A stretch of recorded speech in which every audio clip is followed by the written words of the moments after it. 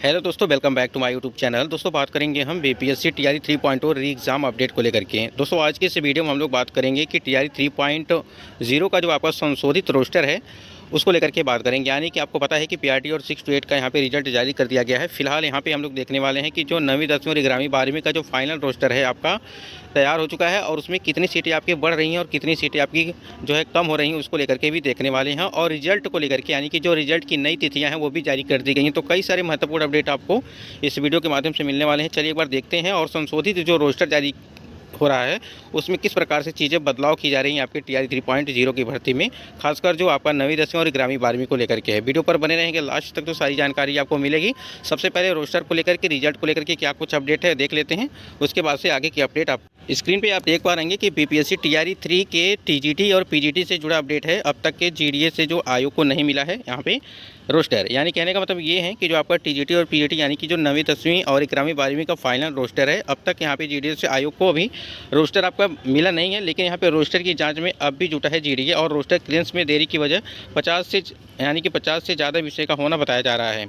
अब यहाँ पर चीज़ें देखिए, यानी कि इसमें जो देरी की वजह बताई जा रही है वो आपका सब्जेक्ट को लेकर के, यानी कि 50 से ज़्यादा विषय का होना बताया जा रहा है और 25 नवंबर तक आयोग को रोस्टर मिलने की संभावना है। यानी कि एक अभी अब संभावित तिथियां आपकी जो है जारी की गई हैं कि आपको 25 सितंबर तक यानी कि 25 नवंबर तक जो है आपका रोस्टर क्लियरेंस हो सकता है। एक संभावित तिथियाँ हैं, यानी कि संभावनाएँ बताई जा रही हैं।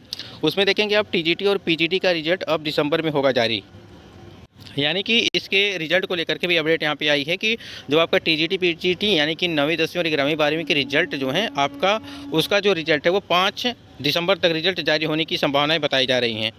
वहीं दिसंबर के बाद करें यहाँ पे कि दिसंबर 12 के बाद शुरू हो सकती है काउंसलिंग प्रक्रिया। ठीक है, यानी कि आपको पता है कि 12 दिसंबर के बाद यहाँ पे काउंसलिंग प्रक्रिया हो सकती है। लेकिन एक चीज़ यहाँ पे और समझिएगा कि जैसे अगर बात करें हम लोग पीआरटी और 6 to 8 का, आपका पहले ही जो है यहाँ पे रिजल्ट जारी किया गया था। लेकिन यहाँ पे देखेंगे कि 5 सितंबर को आपका जो 9वीं 10वीं और 11वीं 12वीं का रिजल्ट जारी किया जाएगा।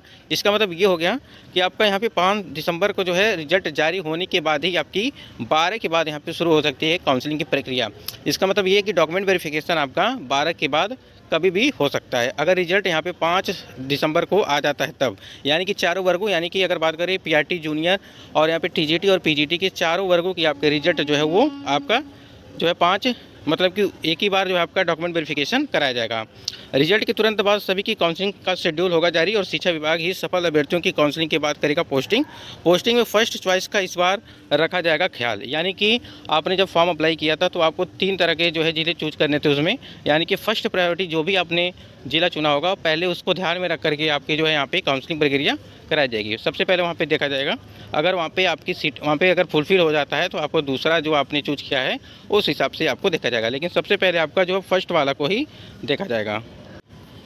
तो ये कुछ महत्वपूर्ण अपडेट थी। बाकी अपडेट के लिए आप चैनल से जुड़े रहेगा। अगर बात करें, देखिए जब तक यहाँ पे अगर बात करें, जैसे यहाँ पे इन्होंने दिया है कि आपका जो रोस्टर है वो 25 नवंबर तक आने की संभावना है। ठीक है, जैसे आपने देखा होगा कि पीआरटी में 28,026 सीटें थी, लेकिन उसमें 25,505 सीटें कर दी गई। उसी प्रकार से आपने देखा होगा कि 6 to 8 में जो सीटों की संख्या थी वो 19,645 थी, लेकिन उसमें 18,973 कर दिया गया। तो सीटों की संख्या अगर बात करें पीआरटी और जो है 6 to 8 में भी, दोनों में सीटों की संख्या आपकी कम हुई थी।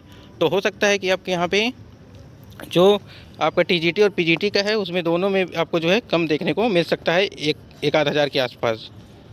और उसमें देखा जाएगा कि देखिए सबसे ज़्यादा जो अगर फ़ायदा की बात करें तो जो यहाँ पे अदर स्टेट के कैंडिडेट हैं, यानी कि जनरल वाली जो सीट है, जनरल वाली जो ओपन सीट होती है उस पर सभी कैंडिडेट यहाँ पे फाइट करते हैं। तो यूआर कैटेगरी की सबसे ज़्यादा सीटों की संख्या आपको बढ़ेगी। यानी कि किसी भी वर्ग की अगर बात करें, जैसे 9 to 10 और 11 to 12 में प्रत्येक सब्जेक्ट यहाँ बात करें, जैसे कोई भी सब्जेक्ट आपका हुआ उसमें सभी में जो है आपको यूआर कैटेगरी।